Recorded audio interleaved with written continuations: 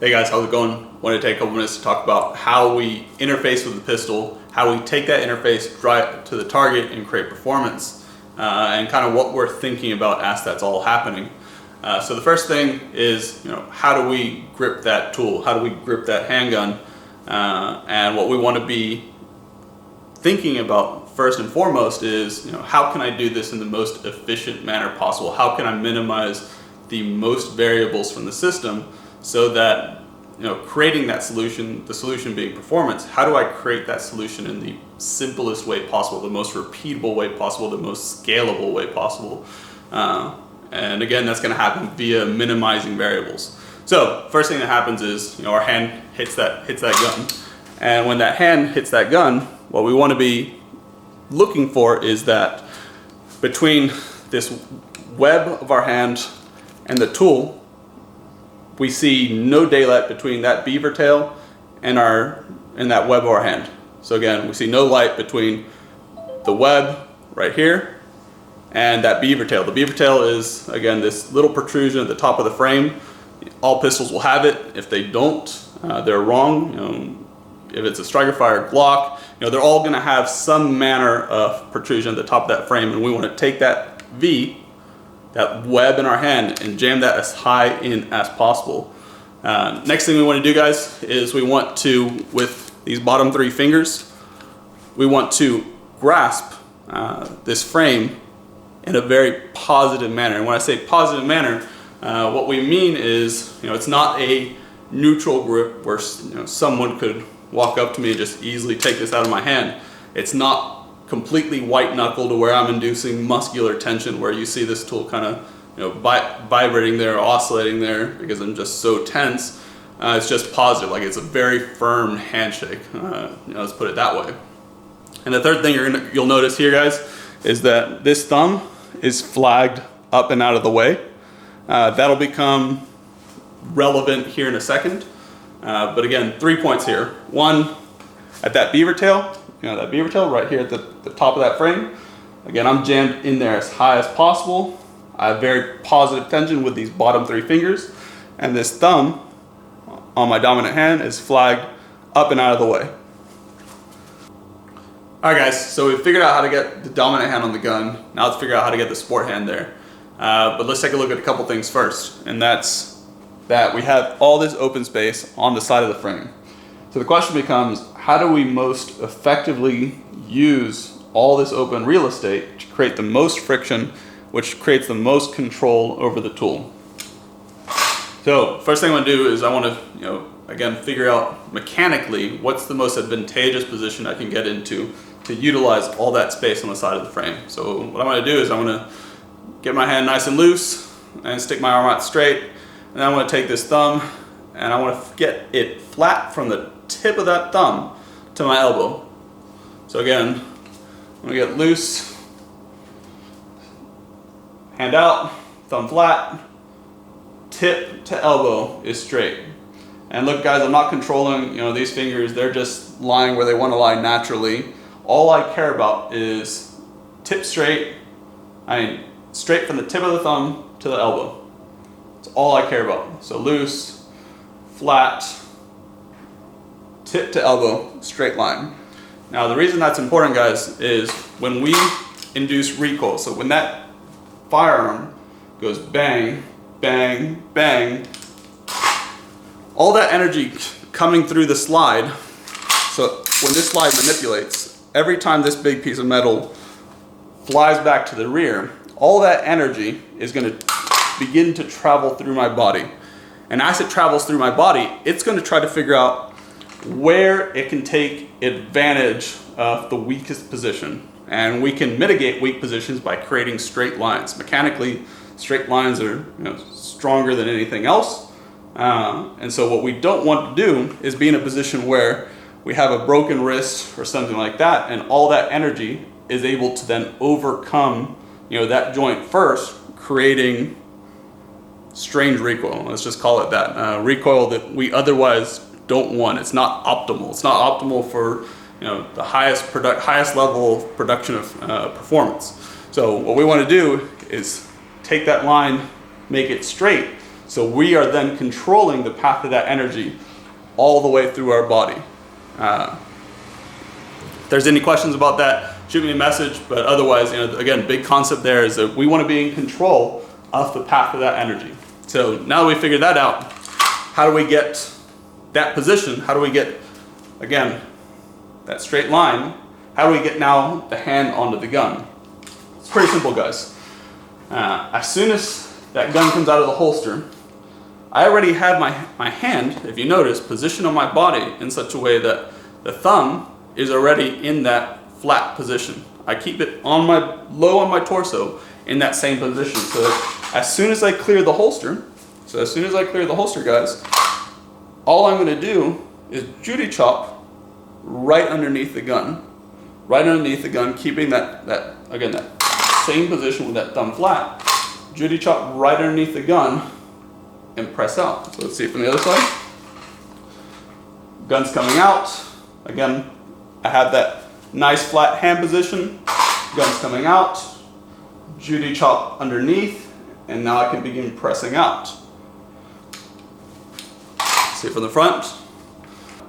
Hand goes to the gun. Immediately, the support hand moves to my torso. So whenever I'm deciding that the gun's coming into play, the gun is now becoming, a part of the solution to a problem, this hand gets active and it's going to move automatically to my torso. And notice again, I already have established that flat line. We begin that draw and Judy chop right underneath and press out. See that again? Hand moves, support hand moves, come out and press. All right, guys, so let's talk about the finer points of how we generate that 360 degrees of pressure around this tool. So what I want to be thinking about is creating a clamp almost behind the gun. It's like a vise of sorts where I'm generating pressure along this back line of the gun. So right where the intersection of my palms would be. So right at the intersection of my palms. So right in here, I want to be thinking about pressing my palms together via my wrists as hard as I can using only my wrists. So let's be clear here. What I don't want to be doing is pressing out and involving my elbows to squeeze together. I don't want to be using my shoulders. I don't want to be using my chest. I only want to use as much tension along this line. So think of this as like our DMZ. I only want to be creating as much tension along this line as is possible via my wrists. But what that does, guys, is that really sets pressure forward into my support fingers, which then in turn creates a sensation of pressure 360 degrees around the gun. So rather than my having to think about, again, pushing here, pulling here, or just clamping side to side meaning from here to here, like if I was trying to drill through the earth type shit. No, again, we have this, DMZ line, so to say, where dominant palm meets my support palm, and now I'm going to press those 2 points together with as much tension as I can generate from my wrists, and now I have that sensation of 360 degrees of pressure along the gun. Again, we've got as much friction in it as is possible being generated here. And notice what my thumb is doing. It's resting on top of my support hand thumb. It's not underneath. It's not curled down, hidden under here with my support hand on top of it. Because, again, we kept this thumb flagged and out of the way, we're able to build that grip, create that pressure palm to palm, and now this thumb is just resting on top of my support thumb. It's not pressing down, it's just resting on top.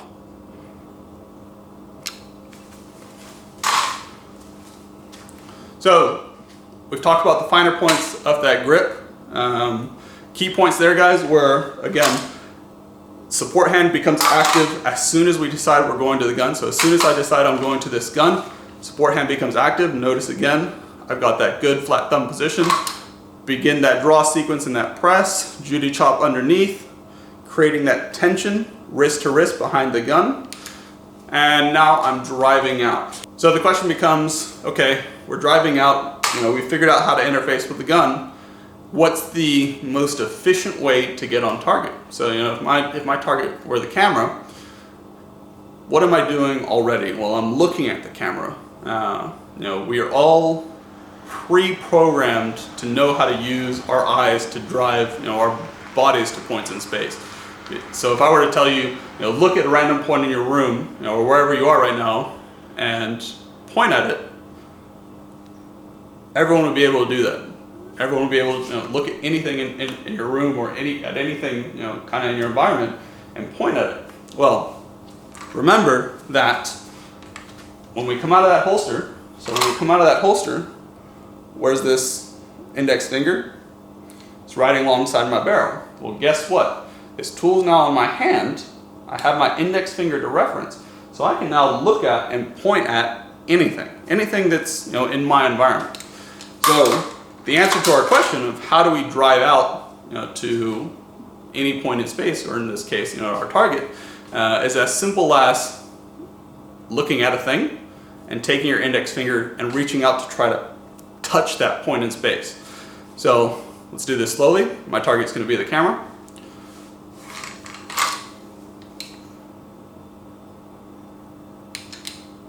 And what happens, guys, is I bring that index finger into my eye line. So what you didn't see me do is have to crane down or figure out where those sights were. Again, I'm taking this index finger into my eye line at what I'm looking at, and the tool just happens to be in my hand, which then translates to the front sight and sights, or just the sights rather, are now in my eye line, and I can focus on that front sight to generate that performance, to see, again, as much as I need to see to solve that problem. So I've seen what I need to see. I've reached out, I've touched that point in space, I see my front sights. How much do I press out though? Like, with how much tension do I press out? That answer is pretty simple, guys. We want to press out until we reach our own natural, point of muscular tension. So we want to press out, get to just natural tension, that natural stop point. We don't want to press past that and induce that hard tension. We just want to get to that natural stop point, press out, and stop. Do it again. One more time.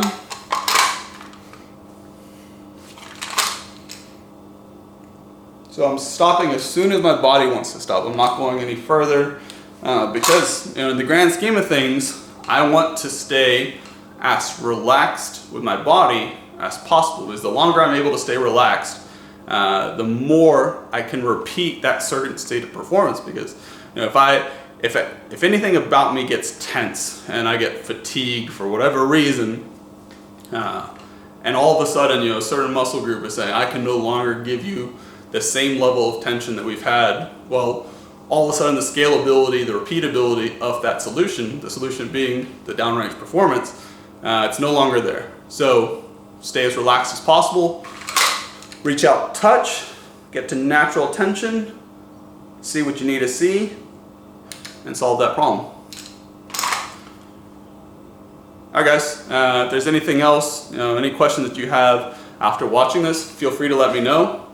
This is a pretty quick and dirty overview of how we think about building that grip, why we are thinking about the things we're thinking about, and how we're going to create that performance downrange.